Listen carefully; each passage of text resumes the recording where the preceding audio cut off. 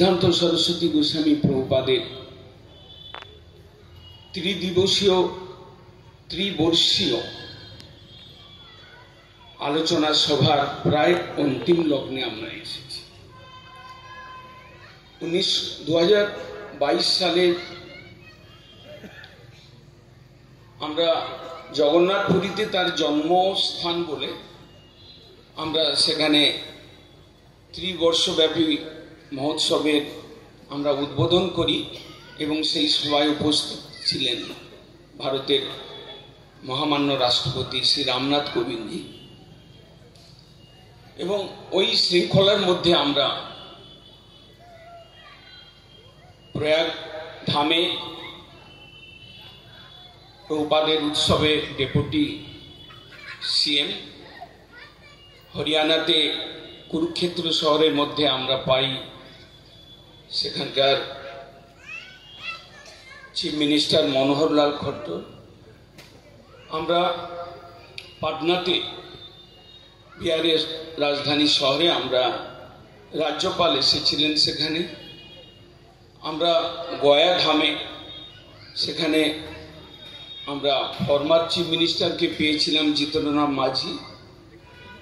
আমরা ত্রিপুরায় রাজ্যপাল এবং চিফ মিনিস্টার দুজনকেই নিয়ে আমরা প্রভুপাদের উৎসব করেছি আগরতলা শহরে। আমরা উৎসব করেছি 24 পরগনার বারুইপুর শহরে, বর্তমান কলকাতার অন্তর্গত। সেখানে আমরা পেয়েছি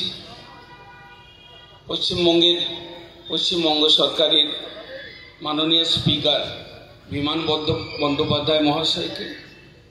আমরা ম্যাড্রাসের এই উৎসব করেছি, তথাকার রাজ্যপালকে আমরা প্রধান অতিথি রূপে পেয়েছি।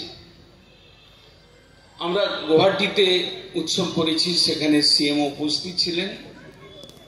আমরা আজকে এই যে উৎসব আমরা আয়োজন করছি, যার 150তম বর্ষপূর্তি উপলক্ষে, এবং মহারাজগণ যেমনভাবে প্রভুপাদকে মহিমান্বিত করলেন, কয়েকজনের ওজস্বী বক্তৃতার মাধ্যমে আমরা এটুকু অনুভব করতে পারি যে প্রভুপাদ কিরকম একজন দিব্য পুরুষ ছিলেন এবং তার বক্তৃতার মধ্যে কত তেজ ছিল। সেই তেজ বিস্তারিত হতে হতে আজকে প্রায় 150 বছর পরেও সমস্ত ভারতবর্ষ কেবল নয়, আজকে পৃথিবীর বিভিন্ন শহরতলিতে সেই তার দিব্য প্রভাব, ভক্তির প্রভাব, প্রেমের প্রভাব আজ আমরা দেখতে পাই।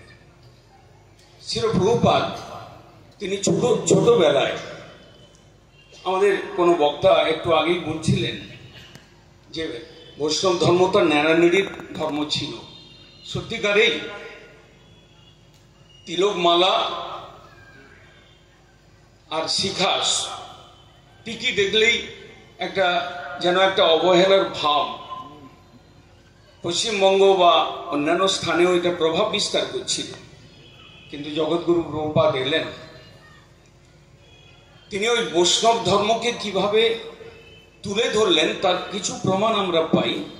আমরা ভক্তিবিনোদ ঠাকুর এবং গৌড়ীয় এই ভক্তিধারার মূল প্রবাহ আনয়নকারী ভগীরথ বলে যাকে বলছি, তিনি কলকাতা নগরের হাটখোলা দত্ত পরিবারের একজন সন্তান ছিলেন এবং ব্রিটিশ আমলের তিনি ডেপুটি ম্যাজিস্ট্রেট ছিলেন, সাধারণ ব্যক্তি ছিলেন না।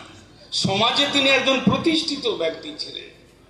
তিনি দেখলেন বৈষ্ণব ধর্মের এই যে নিম্নগামিত্ব ভাব, সেটাকে তুলে ধরবার জন্য তিনি সন্তানরূপে ভক্তি